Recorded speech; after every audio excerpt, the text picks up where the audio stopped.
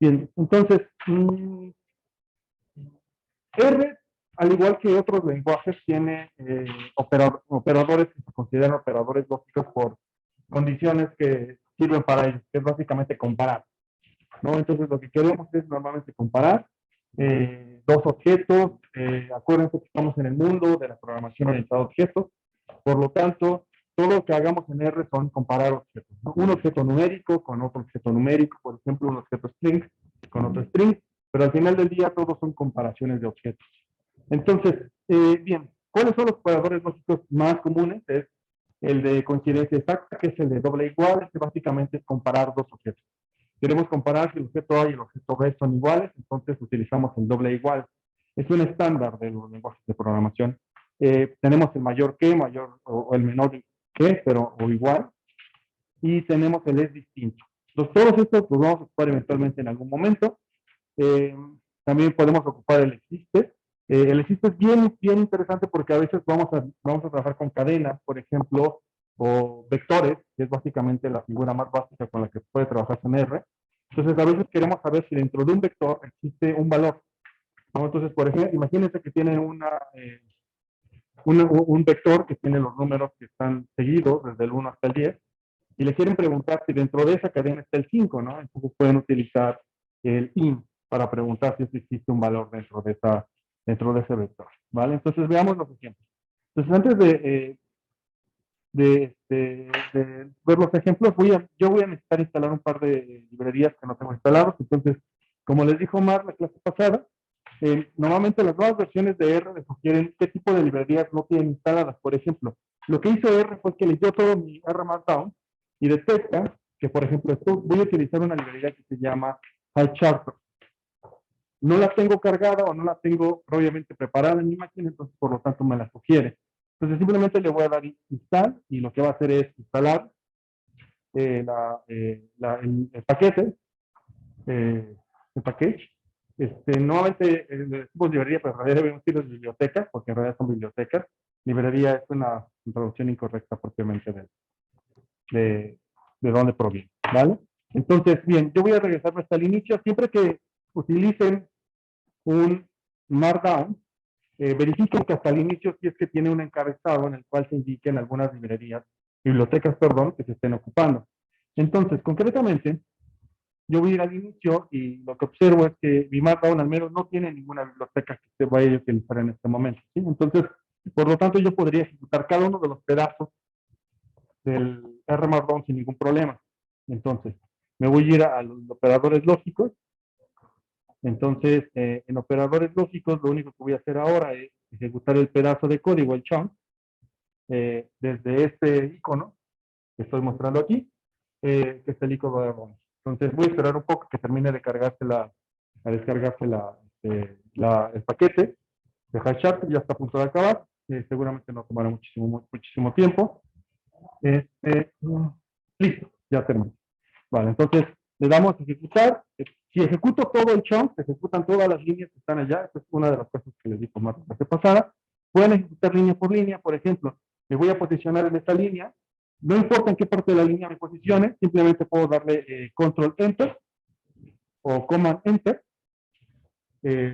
Para los que son Windows es control enter siempre. Para los que son Mac pueden alternar entre control y command.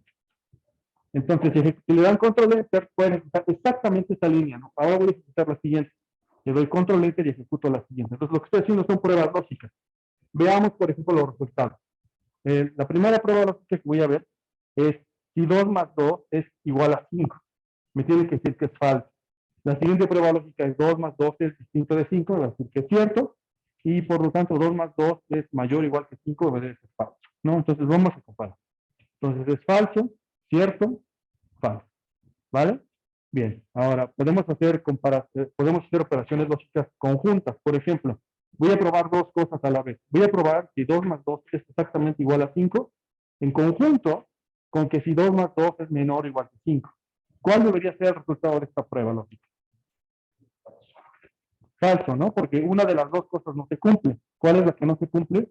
La de que 2 más 2 es exactamente igual a 5, ¿no? La otra sí se cumple. Entonces podemos darle eh, control y podemos ver el resultado.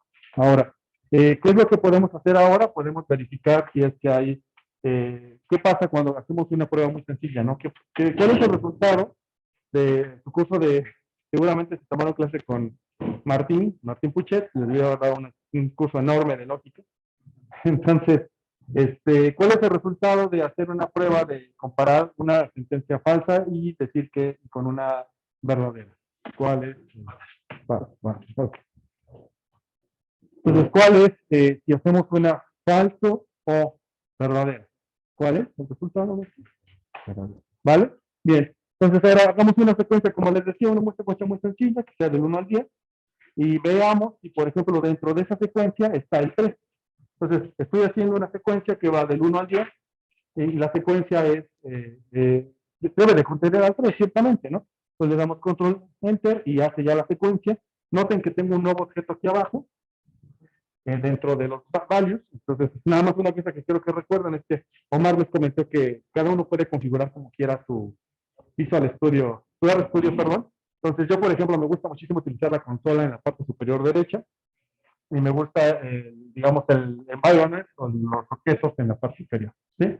Entonces, el objeto que acabo de crear es, según lo que se dice aquí, es una secuencia, perdón, es un vector de entero, y le preguntamos si está contenido. Y me dice que está contenido en la posición 3. ¿Vale? Bien, ¿alguna duda hasta aquí? Vale. Es como una lista de secuencias. Es un vector. Propiamente es el objeto concretamente es un vector. Okay. ¿Vale? Okay. Buenísimo. Vale, bien. Ahora veamos, arreglos. Los arreglos pueden ser de múltiples dimensiones. Normalmente vamos a utilizar, los arreglos tienen la ventaja de que pueden combinar diferentes tipos de objetos, por ejemplo, objetos numéricos con objetos tipo texto. Por ejemplo, si ustedes se fijan en la línea 114, lo que tengo es una secuencia que tiene 3 objetos que son numéricos y un objeto que es tipo texto. Vamos a preguntarles después qué tipo de clase, qué tipo de objeto es esa secuencia y veamos, ¿no? Entonces, voy a ejecutar línea por línea ese chunk, no lo voy a ejecutar todo digamos, de una sola, entonces le damos control, enter, y me dice, bueno, creo primero la secuencia, entonces abajo ya tengo una nueva secuencia. Noten, si se fijan en la ventana de environment, en la parte inferior derecha de mi pantalla, van a ver que tengo, ¿qué hizo? ¿Cómo lo declaro ese objeto? Como carácter. ¿Por qué? ¿Por qué hizo eso cuando en realidad yo le di 3 números y un carácter? ¿Por qué creen que hizo eso? Bueno, porque resulta ser que R, todos los objetos que son vectores, solo pueden ser de un tipo de datos. Entonces, si ustedes ingresan datos numéricos con texto, lo que va a hacer R es que va a asumir el tipo de dato más complicado, en este caso que es el carácter. ¿Sí? Si todos hubieran sido numéricos, entonces el objeto hubiera sido numérico entero. Si hubieran sido, por ejemplo, si hubieran sido todos números y el último hubiera sido uno con punto decimal, el objeto más complejo dentro de todos esos es el de punto decimal. Eso hubiera sido un flotante o un doble. ¿Vale? Entonces, esa es una de las condiciones. ¿Cuándo vamos a romper esto? Lo vamos a romper cuando veamos un objeto más complejo que se llama Markdown. Los Markdown son objetos más complejos perdón, Markdown, los data frames, perdón, estoy confundiendo palabras, perdón. Los data frames son objetos muchísimo más complejos que permiten ahora sí combinar tipos distintos de datos, ¿vale? Bien. Ahora veamos, preguntémosle por la clase. ¿Qué clase es? Es una clase carácter. Ahora veamos una lista, ¿no? Ahora bien, ¿cuál es la diferencia? ¿Cuál es la diferencia que ustedes creen que existe entre una lista y una clase como la que acabamos de ver anteriormente, un vector? ¿Cuál creían que es la principal diferencia? Déjenme ponerlo por acá abajo. Entre una lista y el objeto que acabo de crear, que es un vector. Entonces, aquí los tengo abajo. Sí. Puede ser que la lista contenga varios tipos como carácter y número. Exactamente, sí, esa es la principal diferencia. La lista asigna a un objeto, es decir, por ejemplo, naranja es un objeto que va a ser aislado de los demás. Entonces, él puede ser un tipo carácter específicamente y los demás son tipos numéricos. ¿Cómo lo podemos averiguar? Abramos aquí el objeto, le damos aquí en el environment, cerca del nombre de la palabra fruta, le damos cerca de este iconito de play, le damos clic y lo que vamos a tener es, nos va a dar una descripción más completa del objeto. Entonces, el primero dice es un carácter, el segundo es un numérico y el último es un tipo lógico. ¿Vale? Bien.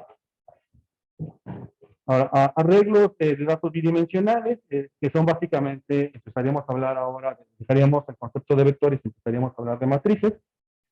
Entonces, veamos, por ejemplo, ¿qué es un vector? Un vector es un objeto que se conforma, por ejemplo, con secuencias como la que tengo ahí en la línea 128, que es la secuencia del 1 al 16. ¿Sí? Luego, hacia abajo tengo un siguiente objeto que es una matriz.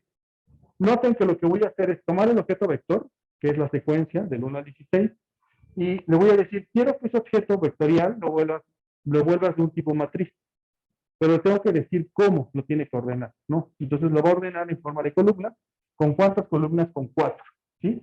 Entonces, vamos a ejecutar eso y vamos a ver cómo lo va a acomodar. Entonces, si tengo del 1 al 16, tengo 16 objetos, lo puedo acomodar en 4 columnas, ciertamente porque 16 es es divisible entre 4, por lo tanto sí lo podría acomodar. Si, por ejemplo, hubiera hecho una secuencia del 1 al 15 y le digo que lo meta en una columna, en una matriz de 4 columnas, me hubiera marcado un error. ¿Vale? Bien. Entonces, hagámoslo en este punto. Entonces, tengo la secuencia del 1 al 16, la vuelvo matriz y la imprimo. Y aquí está la matriz. Ahora bien, noten que por default, digamos, lo que va a hacer es que R va a ser por default, que va a acomodar en fila. Primero va a llenar pero en columna. Primero va a llenar la primera columna, luego la segunda, luego la tercera y luego la cuarta. ¿Sí? ¿Podemos modificar eso? Sí. Si tenemos dudas de cómo utilizar, como siempre, le preguntamos aquí en la consola, le damos signo de interrogación, le decimos, quiero saber cómo se opera la cosa esa que se llama matrix. Entonces le doy matrix. Y me va a dar aquí abajo la ayuda y me va a decir, mira, aquí así es como lo puedes utilizar. ¿Sí? Entonces el objeto matriz necesita que le digas cuántos renglones, cuántas columnas, y puedes dar otros tipos de adecuaciones, como por ejemplo cómo ordenar. ¿Vale? Bien. Ahora, podemos extraer otro objeto como la diagonal. La diagonal la obtenemos con el comando que se llama diag. Entonces, vamos a hacer una matriz diagonal de una matriz 4x4. Entonces, lo hacemos. Y veamos cómo es la matriz diagonal. ¿Sí? Aquí está la matriz diagonal. ¿Cómo es la matriz diagonal? Es una matriz que solo tiene 1 en su parte diagonal y 0 en todo lo demás. Entonces, es básicamente una matriz de identidad. Voy a regresarme a mi R Markdown. Entonces, lo que voy a hacer es multiplicar mi matriz anterior por esta matriz diagonal. Por lo tanto, la debería dejar del mismo valor. ¿Vale? ¿Dudas, quejas, congojas aquí? Bien. Vamos a utilizar datos. Hay datos que están disponibles por default. Por ejemplo, en este punto, digamos que en el, ¿cómo se dice? En los paquetes cargados por default, no los paquetes, sino más bien en las bibliotecas activas por default existen datasets. Concretamente, este dataset que es muy popular, es el dataset del IRI, que siempre se utiliza en todos los ejemplos de estadística. Este dataset. Entonces, lo que voy a hacer es preguntarle a R por dónde está ese conjunto de datos que me lo trae, ¿no? Entonces, le damos control enter y noten que ahora lo que voy a tener es un nuevo objeto aquí abajo en values que es IRI, ¿sí? Ahora bien, lo que tengo hasta este punto es simplemente un objeto que se llama promesa. Ese objeto promesa, lo que me está diciendo es, está disponible la información, todavía en realidad ciertamente no lo he extraído, simplemente lo que está diciéndome es, le ha preguntado a R por ese dataset y le dice, sí, ahí está. Lo que voy a hacer ahora es utilizarlo. ¿Cómo lo voy a utilizar? Voy a empezar a utilizar funciones que lo manipulan. La primera función que voy a utilizar para manipular los datos es la función encabezado. Si le doy encabezado, lo que va a hacer es imprimirme los primeros renglones. Para los que utilizan Python, debe ser muy común para ustedes saber que, por ejemplo, el comando get es probablemente para las primeras líneas, para las primeras 5. 5 creo que es el default, no sé, déjenme ver en R cuántos. Según yo, de estos 5. Bueno, no, en R son 6. En Python son 5. Siempre el default, ¿vale? Bien, vamos a preguntarle qué clase es Iris. Y me dice que es un data frame. Entonces, un data frame, en estricto sentido, es una lista de vectores. Si ustedes se acuerdan, el vector era una colección de objetos de la misma clase, del mismo tipo, ¿no? Entonces, un vector podía ser numérico o podía ser carácter. Una lista era un listado de cosas que son de diferente tipo. Entonces, cuando combinamos el concepto de lista con vector, obtenemos data frames, que básicamente las columnas son vectores y cada una de las columnas listadas, que son, digamos, en lista, es la lógica, ¿no? Que tiene esto que estoy llamando data frame, ¿vale? Bien, ahora, vamos a, ¿cómo manipulamos los objetos que se llaman data frames? La manera en que los manipulamos es que podemos utilizar, por ejemplo, llamar ciertas características de los data frames. Si ustedes se fijan aquí abajo, tengo un objeto nuevo que se llama iris. Aquí abajo, ¿sí? Entonces, si ustedes le dan clic a la palabra iris, les va a abrir una ventana nueva, como esta, y les va a mostrar el dataset. ¿Sí? Ahora viene el dataset, como les dije, es vectores con listas de nombres. ¿Sí? Ahora, ¿cómo le hago para tomar una de esas columnas de este dataset? Bueno, lo voy a hacer de la siguiente manera. Un segundo.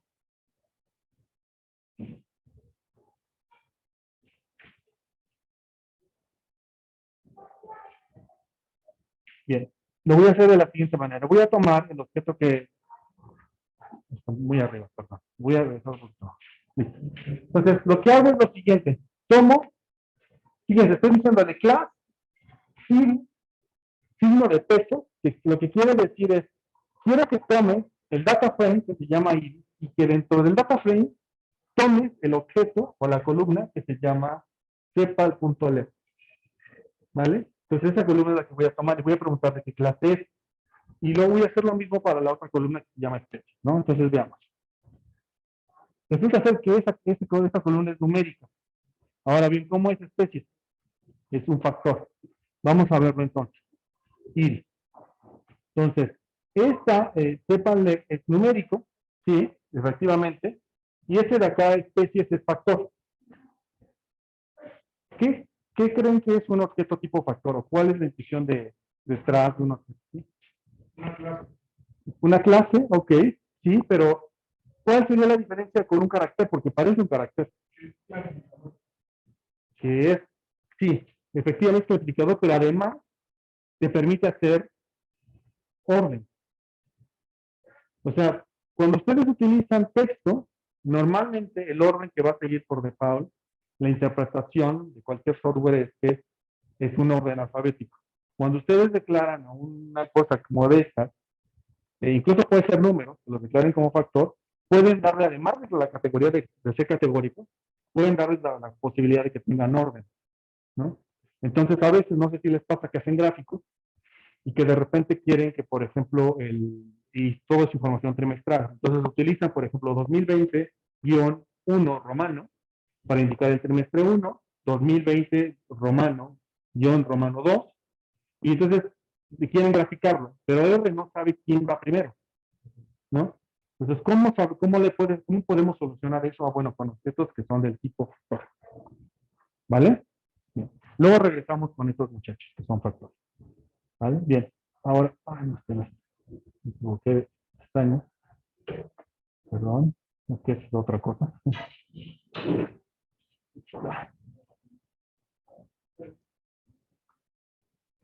Bien, ahora, veamos funciones. Las funciones son objetos que permiten hacer procesos repetitivos o por ejemplo, programar procesos que normalmente son repetitivos, ¿no? ¿Cuál es la función que a lo mejor más comúnmente han utilizado? el for, ¿no? ¿Qué significa un for, por ejemplo? Pues es básicamente una función que toma y repite para una serie de asignaciones, repite una secuencia, ¿no? Por ejemplo, es una. Pero vamos a hacer nosotros funciones más, digamos, o construir funciones más de la forma manual, por decirlo de una manera. Entonces, lo que tengo aquí es una función o la construcción o la manera en que se puede construir una función. Bien, la sintaxis es la siguiente. Una función, al igual que como lo hacemos en nuestros cursos de introducción a métodos cuantitativos aquí o en cálculo, necesita argumentos, ¿sí? Entonces, lo que voy a hacer es lo siguiente. Voy a tomar la palabra function, abro paréntesis y le digo los argumentos. Entonces, ¿cuántos argumentos tiene esta función? Tiene dos. El primer argumento es la letra X y el segundo argumento es la letra N. Noten que puedo hacer varias cosas cuando hago una función. Cuando hago una función, puedo declarar argumentos y dejarlos libres. Ese es el caso de la letra X. La letra X es un argumento que va a ser libre. Puede ser cualquier cosa.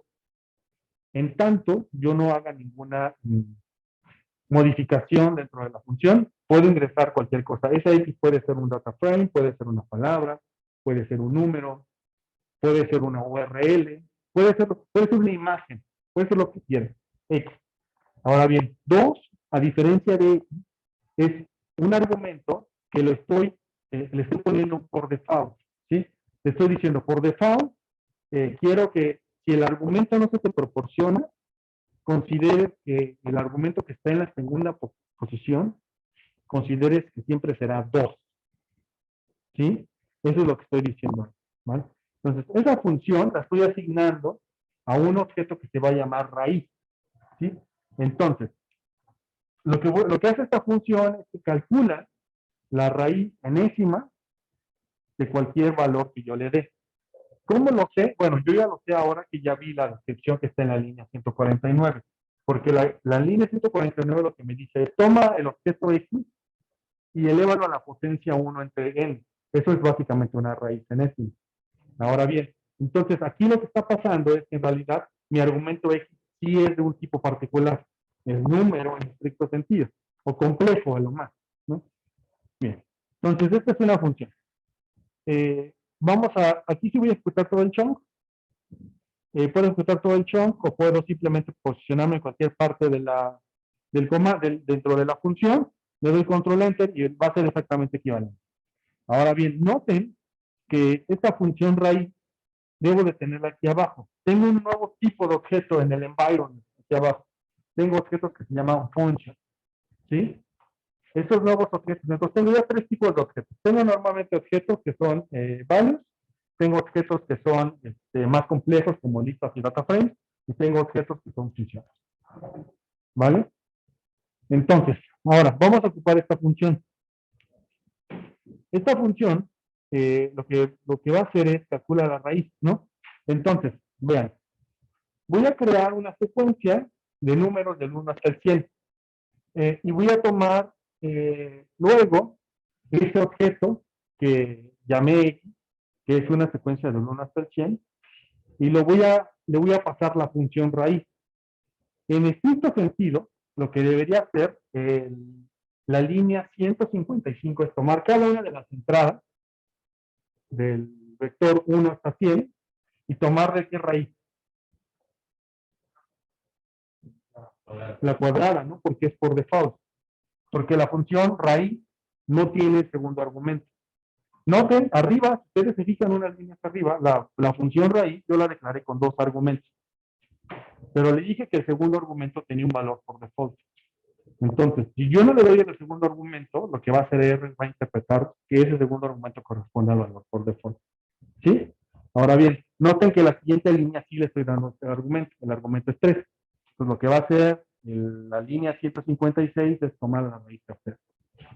¿Vale? Bien. Entonces ejecutamos eso y bueno, al final hagamos un plot con estos resultados, ¿no? Entonces, ¿qué es lo que voy a hacer? Voy a hacer un plot que básicamente es tomar el X como soporte del 1 hasta el 100 y luego el Y como la gráfica. Entonces voy a tener la raíz cuadrada y luego voy a tener la raíz tercera graficados, uno va a ser del tipo línea, es lo que le estoy diciendo, quiero que sea un plot de tipo línea, eso significa la L, del ancho de la línea del 5, y luego quiero que agregues una línea al plot que acabo de hacer, y el plot quiero que incluyas ahora a Y2, ¿sí? El color que va a tomar Y2 va a ser azul, y quiero que utilices esta leyenda. Quiero que le digas raíz cuadrada, raíz cúbica, es decir, para estos valores que voy a graficar, y ya, está en color negro y color azul. ¿Vale? Le damos, y ahí está mi gráfica. Uy, solamente se ve la cuadrada, no se ve la foto. Ahí está. Listo. ¿Vale? ¿Dudas hasta aquí? Ok, buenísimo. Sí. Pero ¿por qué Live no se especificó que iba a plot? Es que, bueno, no explico un poco. Sí, claro. Aparte de la... Lo que hace es que la función line, lo que hace es que, dice, este es un objeto línea y necesitan poderse graficar en un objeto plot. Entonces, para poderlo ejecutar, lo primero que te he pasado, primero hacer un plot y luego inmediatamente después de eso, hacer un line. El line por sí mismo no hubiera funcionado. Sí, tiene que... Por plot. Y si hubiera puesto otra vez plot, ya se nos va a dar. Exacto. Sí, sí, porque a lo mejor la tentación hubiera sido decir plot y luego otra vez plot, ¿no? En lugar de line. Pero si haces eso, haces dos gráficos, no la misma. ¿Va?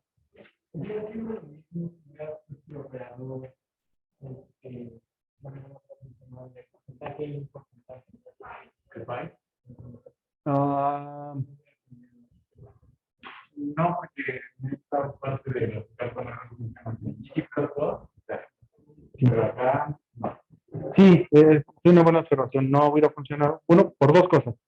El Pipe aquí no hubiera funcionado porque necesitamos una librería, que es la que tiene el Pipe, que es básicamente TidyVer, TidyVer o dplyr.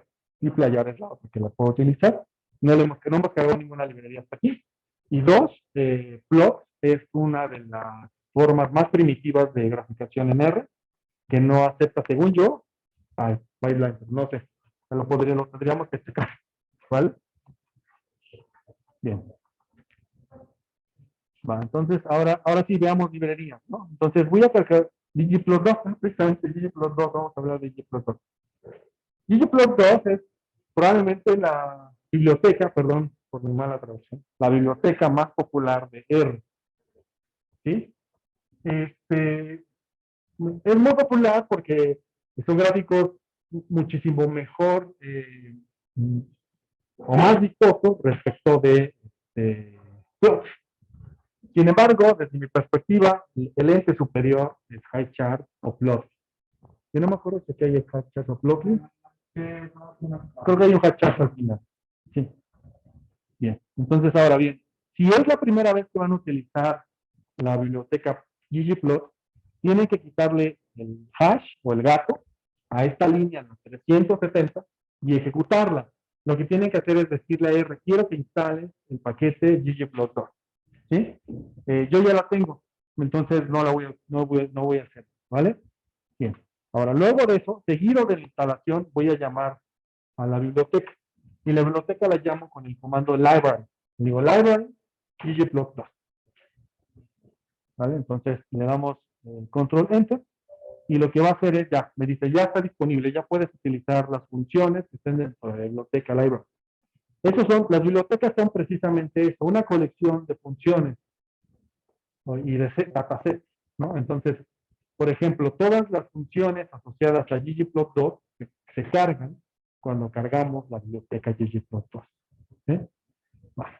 Bien. Incluso los datasets que están cargados por default. Por ejemplo, vamos a hacer esto, vamos a tomar nuestros objetos que teníamos ya previamente cargados, que es X y Y. X es el soporte de 1 hasta 100 y Y es la raíz cuadrada. ¿Se acuerdan, no? Bien, entonces vamos a utilizar ggplot. ggplot puede utilizarse de varias maneras. Pueden utilizar qplot, o ggplot, cualquiera de los dos, según yo, es distinto. Aquí es qplot, entonces el argumento es el siguiente, es una función. Noten que tiene la estructura de función, necesita argumento x y argumento y. Luego le voy a tener que decir el cómo se va a llamar, raíz cuadrada, y luego, noten que hasta aquí, en realidad es un plot, que probablemente lo graficaría como un scatter plot, porque no tiene más información. Con el más, lo que le estoy diciendo es más, quiero que agregues la siguiente información. La siguiente información es el objeto. ¿Qué objeto, qué tipo de objeto quiero que grafiques? Quiero que grafiques una línea, ¿sí? Por eso es la función geomline, ¿sí? Ahora, una línea con las siguientes características aesthetic. Esto significa AE, significa aesthetic, ¿vale? Que es básicamente lo que vamos a decir es, quiero que agregues lo siguiente, quiero que agregues un X y Y2 y que lo pongas como raíz cúbica. Veamos. ¿Sí? Y ahí está. ¿No? Por default, ggplot gráfica de esta manera, con un gris, gris, y los colores que siempre utiliza por default es primero el naranja, luego el azul, y creo que luego sigue el verde, si no me recuerdo, ahí la verdad no me lo sé de memoria, pero son los colores por default. Noten que en el caso de plot, el color por default es el negro, ¿vale? Bien, ahora. Bueno, pues en esta última parte, digamos que hasta lo que hemos visto aquí, eh, básicamente son las cosas básicas que necesitaríamos para empezar a trabajar con él, ¿no? Hay dos ejemplos que queremos mostrarles, es un poquito más como para que conozcan qué tanto se puede hacer con R y estos Markdown. En este caso, un ejemplo práctico es el cálculo del riesgo sistémico de una acción, ¿no? Hay librerías que nos ayudan mucho a ese tipo de análisis. Dentro de una que vamos a utilizar, y seguramente a muchos de ustedes les va a parecer una librería muy interesante, se llama Falmo. La otra es la que comentaba, que son gráficos bastante más bonitos, que podemos interactuar más con ellos, que se llama PyCharter. Los dos, es la que ya vimos para hacer también un tipo de gráfica, y Stargazer es una librería que nos ayuda a hacer los resultados de algunas regresiones que hacemos y nos ayuda a generar tablas que también son sumamente específicos, ¿no? Entonces, ya saben, si es que nunca habían llamado a estas librerías, pues lo primero que hay que hacer es darle install.package y, entre comillas, la librería que vamos a utilizar, ¿no? Igual les había comentado que cuando no tienen las librerías instaladas y R lo detecta, las nuevas versiones de R lo detectan, arriba les aparece, ¿no? Para que sea más sencillo hasta cierto punto. Esta parte solamente para llamar las librerías. Y otra cosa, si ustedes ven, yo estoy utilizando una función que se llama option, y prácticamente lo que estoy diciendo ahí con getTimebox, .warning igual a false, es que cuando nosotros llamamos las acciones con esa librería de QuantMod, generalmente nos manda muchos warnings, ¿no? Que no hay nada de qué preocuparse, solamente están como alertas, pero pues en este momento no nos interesan, por eso lo apagamos para que no nos genere ruido, por decirlo así. Pues como les decía, aquí básicamente con dos líneas de código, bueno, incluso en realidad con una línea de código, porque la segunda es para explorar la serie, podemos llamar mucha información del mercado financiero, ¿no? O sea, con esas 4 letras dentro de la función rectangle, vamos a traer la serie financiera de Amazon. Algo que aquí pues, es importante y me parece muy útil, es que en realidad ustedes cada vez que corran esa línea, dependiendo del momento en que la corran, les trae información actualizada. Entonces, eso seguramente en algún momento les servirá, ¿no? O sea, con GetTangle lo corremos, traemos ahí se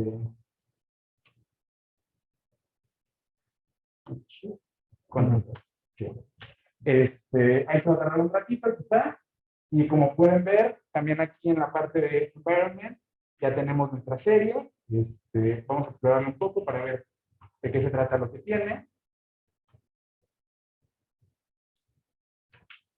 Como pueden ver en esta parte, pues prácticamente tenemos ahí, como vieron, en G, hace rato vimos con Benjo, que podemos traer los primeros 6 datos de nuestro data frame. En este caso, yo puse un segundo argumento, que es 2, diciéndole que solamente quiero que me traiga los primeros datos de este dato, ¿no?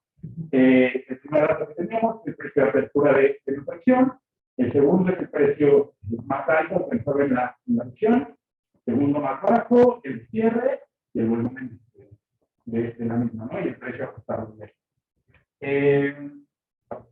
prácticamente después, con esos datos, lo que vamos a hacer es, igual que esta otra función, es la de la librería que se llamaba HighChart, es lo que se llama. Igual, con una simple línea de código, podemos hacer pues un gráfico sumamente interesante. Si lo corren, este sí se tarda un poco, pero pues realmente, o sea, ustedes pueden ver que este tipo de gráficos son muy útiles.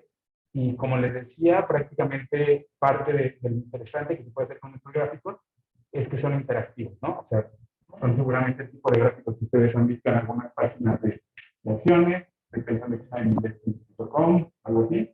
Y pues de manera muy sencilla, ustedes lo pueden hacer con una gráfica interactiva, incluso ahí arriba podemos mencionar que alguien quiere entrar.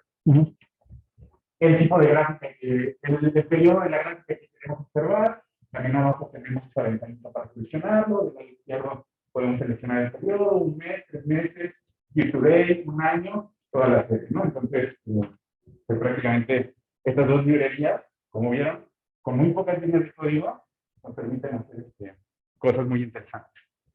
Y pues parte de lo que quiero ver ahora con ustedes es cómo con esta serie podemos hacer que le gusta la marihuana. ¿no? Ella quiere que la fume 4 como la perra que es mi curumi. Que le ordeñe las tetitas, se le dé duro por la boca y la oreja.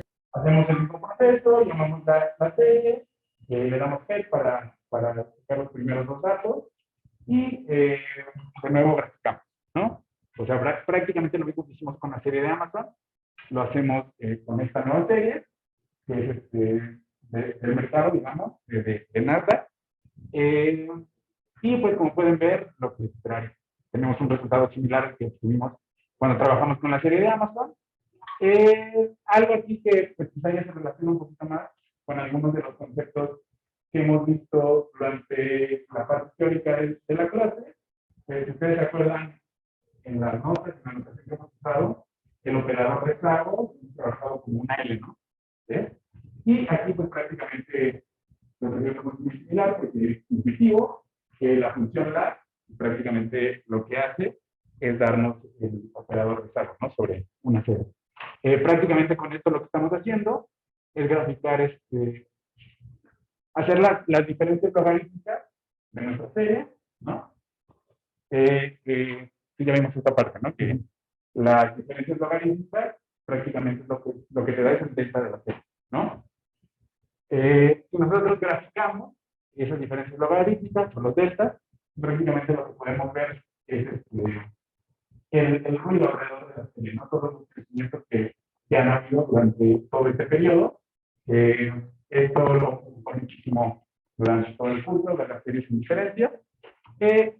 Y pues algo que es interesante, y que es un concepto que aquí quiero trabajar con ustedes, es el tema del riesgo sistémico de una acción, ¿no? Que básicamente el riesgo sistémico de una acción es el riesgo de una acción que está asociado al mercado en su conjunto, ¿no? Por ejemplo, en este caso, la parte de la acción de Amazon que está asociado al mercado en su conjunto del Nasdaq, ¿no? Esto, pues, visualmente lo podemos ver con un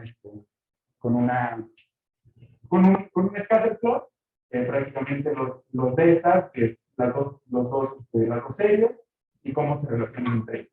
Vemos que es una relación positiva, lo que esperaríamos, o sea, si el mercado en su conjunto crece, pues la acción también crece, y al contrario, ¿no? Pero definitivamente algo importante para tener una cartera diversa nos va a importar que no esté completamente correlacionada la serie con todo el mercado, ¿no? Porque eso va a tener una lógica de alto riesgo, ya que si el mercado se mueve abruptamente, la acción también, perdón, va a seguir ese comportamiento. Y aquí usamos la otra acción la otra librería que les contaba, que prácticamente lo que nos ayuda es a tener tablas pues, con un arreglo bueno para presentar los datos de una regresión, ¿no? Por ejemplo, con esta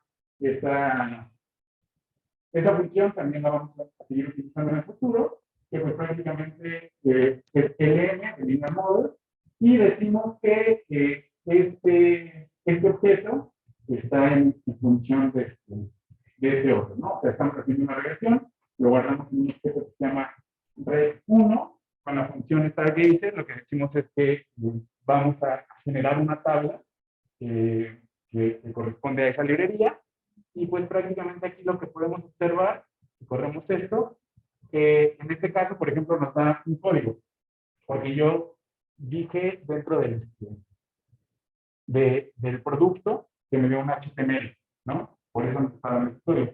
Si lo vemos, creo que no tiene que ver el HTML, ¿verdad?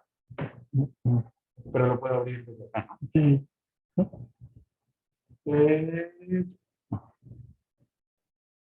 Ustedes ven el HTML, digo, aquí también algo que pueden observar es que las gráficas que hicimos se guardan, y este HTML es compatible. Si ustedes se lo comparten a alguien, perfectamente puede observar estos productos, y al final está nuestra tabla que quisimos realizar, ¿no? Porque prácticamente lo que nos está diciendo es que el riesgo asociado, el riesgo sistémico de esta opción es de 0.40. O sea, que por cada punto que crezca o decrezca el mercado en conjunto, la acción de Amazon va a recibir una tendencia en una proporción menor, el 43%, en promedio, de ese movimiento que tiene la acción, ¿no? Y prácticamente esto es lo que interpretamos como riesgo sistémico.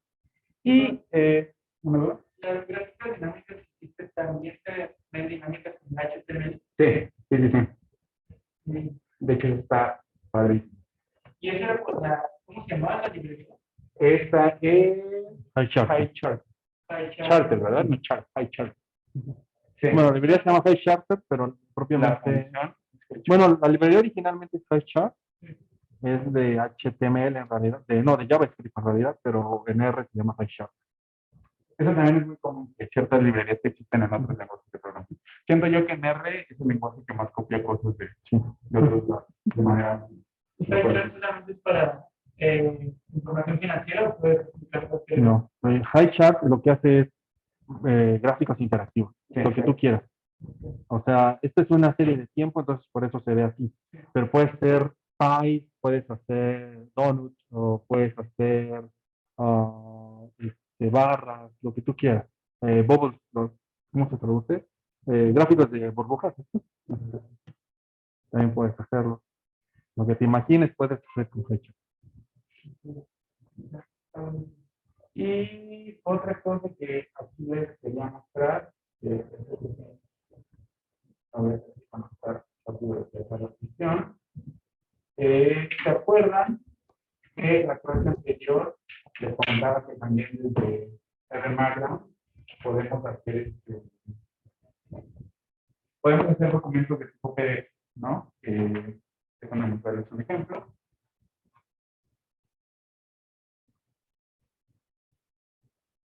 No sé si.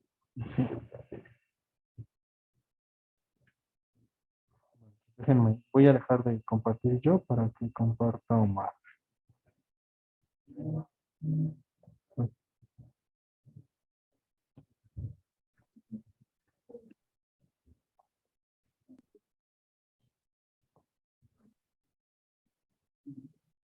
Y pues básicamente ustedes ven ahí en la carpeta que dice,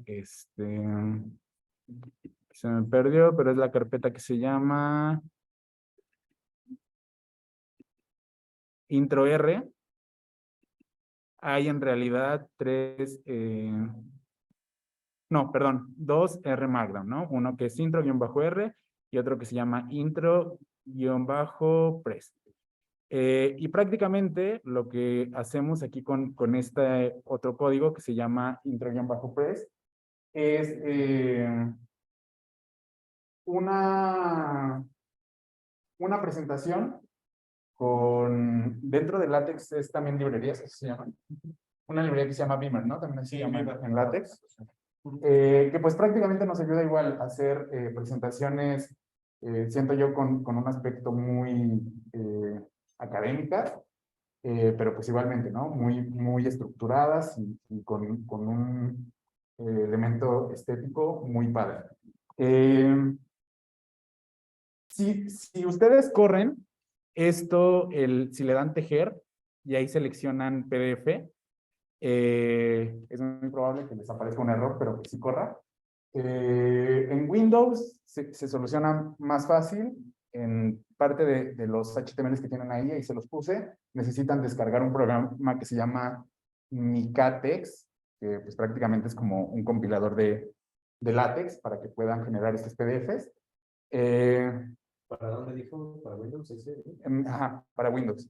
En el caso de Mac, tal cual necesitamos el compilador de LaTeX, que yo no lo descargué porque pesa como 6 gigas, que es demasiado. Pero hay una opción que soluciona este problema, porque si lo corremos, nos va a generar un archivo de este tipo, que es un .tex, ¿no? Si ustedes lo abren, lo pueden abrir en cualquier editor de texto, es un archivo de texto plano, les va a aparecer este código, ¿no? Que prácticamente es código de LaTeX. Hay una opción para que esto lo puedan compilar sin tener un compilador de LaTeX dentro de su máquina, que prácticamente es llevarse esto a Overleaf. Overleaf no tiene costo, hay opciones de costo también, pero prácticamente para que ustedes puedan escribir código no necesitan pagar, solamente necesitan pagar si ya quieren otro tipo de funciones. Se llevan ese código, tal cual lo copian y lo pegan aquí, en este compilador web, se llama Overleaf, y pues como pueden ver, prácticamente este es el resultado de nuestro MacDown-NR, ¿no? Que, pues, como les decía, es esto nos genera un PDF, en este caso, pues, lo hicimos como una presentación, y realmente es muy estético, ¿no? Prácticamente aquí puse unos pedazos de código, de lo que hemos visto a lo largo de estas clases, lo mismo que ya hemos visto, cómo descargar R, algunas reglas importantes, que pues también fue parte de lo que hemos discutido en estas clases, cosas básicas para que comiencen a trabajar con R. Y pues aquí también podemos traer gráficos por cómo lo hice trayendo el código hacia Overleaf. Aquí hay una falla, necesitamos en realidad descargar la gráfica y luego pegarla con código de LaTeX, pero pues eso ya es un problema menor a lo que representa pues hacer el código completo de LaTeX para algo de este tipo, ¿no? Y pues finalmente, algo que les quería mostrar, digo, esta última parte fue algo más como una motivación para que pues, se animen a aprovechar, aparte de lo que van a aprender en series de tiempo, se animen a aprender R y las herramientas que vamos a estar utilizando. Entonces, pues, también aquí complementamos con algunos recursos que pues, les pueden ayudar en este proceso de aprendizaje para que se metan un poquito más al mundo de programación, específicamente quizá R. Lo primero es, hay algunos cursos. Según yo, Coursera sigue siendo gratis para nosotros, ¿no? A raíz de la pandemia, como que lo habilitaron y no lo quitaron, ¿así? Sí. Entonces, hay cursos ahí muy buenos, que en mi opinión ya tienen un valor curricular también, pues nada despreciable. Entonces, si ustedes quieren aprender y complementar con otros cursos, que también van a poder poner en sus currículum, pues estos cursos podrían ser buenos. Hay por ahí uno de Python que pues en general creo que no solo para R, sino para entender mejor cómo funciona la programación puede serles muy útil, y están acomodados por nivel de complejidad, ¿no? Si de verdad nunca se han metido a nada de esto, pues esta introducción puede servir. Si ya están un poquito más avanzados, esa especialización de Data Science de Johns Hopkins es bastante buena. y si ya sienten que tienen un nivel pues, intermedio, digamos, de programación o de R, esta otra especialización de Business Analytics que da esa universidad está bastante buena, ¿no? En EDX también hay algunas especializaciones buenas, pero creo que aquí no tenemos ningún convenio por ser parte de la UNAM, entonces tendrían que meterle un poquito más de dinero. Si tienen la oportunidad, pues también. Bueno. Pues algo que es parte de lo que ahorita comentaba, creo que la comunidad de R siempre está tratando de hacer mejoras en el sistema y tratando de hacer cosas más sencillas, realmente mejorando mucho lo que podemos hacer con esta herramienta. Entonces, pues por ahí hay algunos grupos, por ejemplo, si ustedes buscan hashtag RStats en cualquier red social, seguramente les van a aparecer recursos o cuentas que son interesantes para estar en contacto con cosas de R.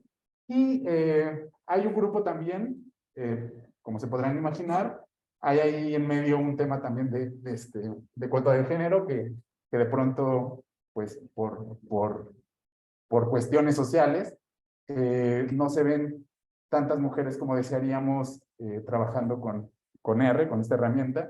Entonces, pues también hay grupos que están enfocados en tratar de captar la atención de más mujeres que utilicen la herramienta, ¿no? Y estos grupos, generalmente en todas las redes sociales, se llaman R-Ladies.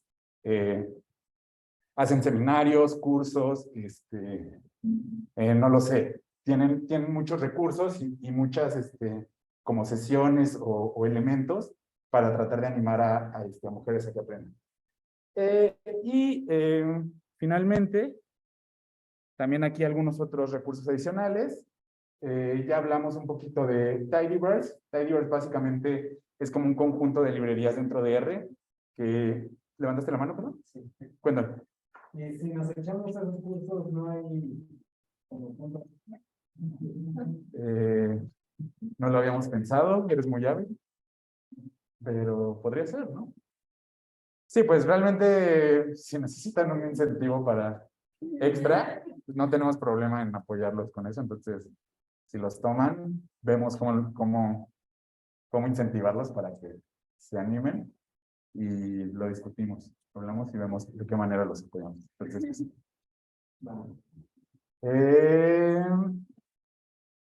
perdón, lo que les decía, Tidyverse es básicamente un conjunto de librerías que existe dentro de R y que están como atomizadas. Una de ellas, por ejemplo, es ggplot2, y prácticamente la idea que tienen es un conjunto de librerías que sirva para todo el proceso de hacer cuestiones con Data Science, ¿no? O sea, tienen librerías que nos ayudan de tener bases de datos muy desordenadas, de manera simple, ordenarlas muy bien. Ahí es donde viene el pipe también, de dplyr, es de Tidyverse.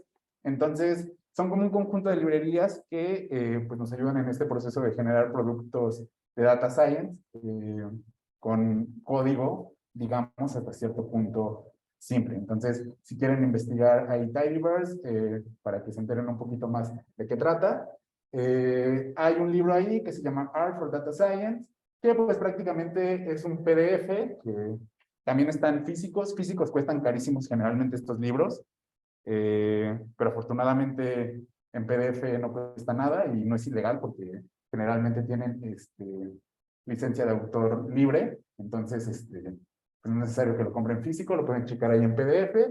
Y este libro, pues, lo que hace es como también hacer una revisión de esas librerías de Tidyverse para, pues, paso a paso, acompañar en un proceso de creación de productos con Data Science, ¿no?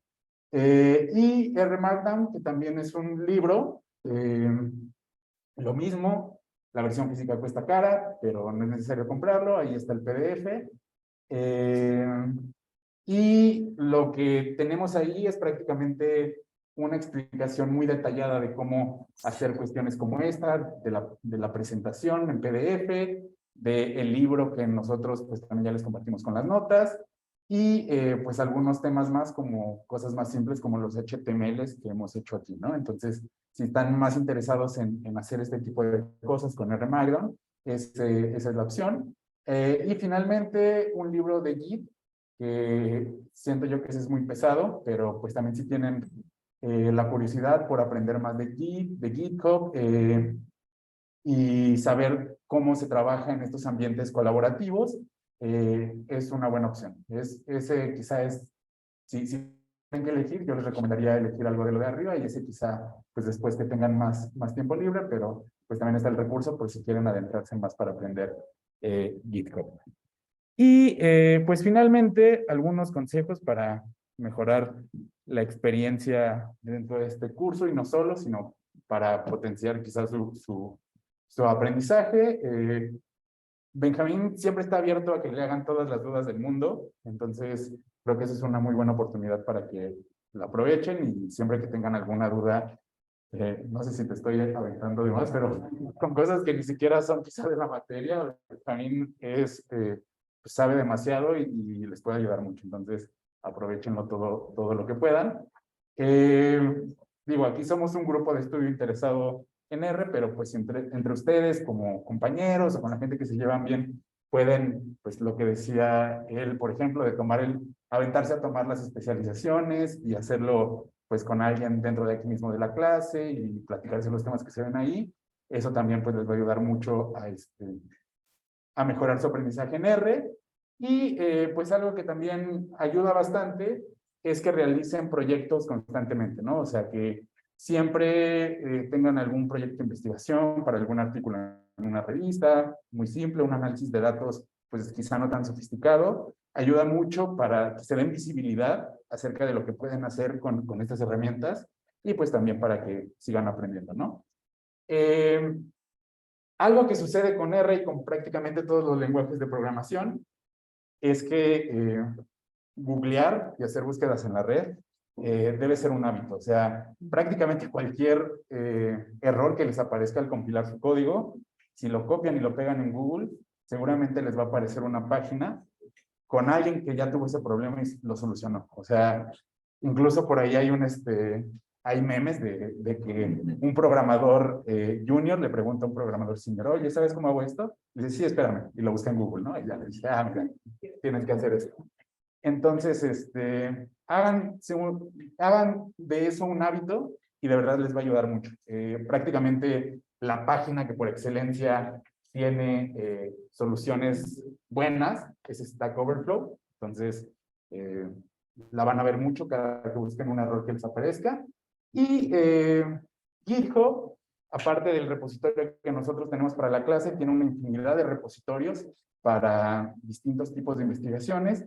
Entonces, si en algún momento ustedes quieren hacer algo y quizá no tienen mucha claridad de cómo empezar, o sea, tienen algún tipo de investigación en mente, dentro de GitHub muy probablemente podrían encontrar algún repositorio de alguien que hizo una investigación similar y pues esto les va a ayudar a que ustedes tengan más idea de cómo comenzar a hacerlo, ¿no?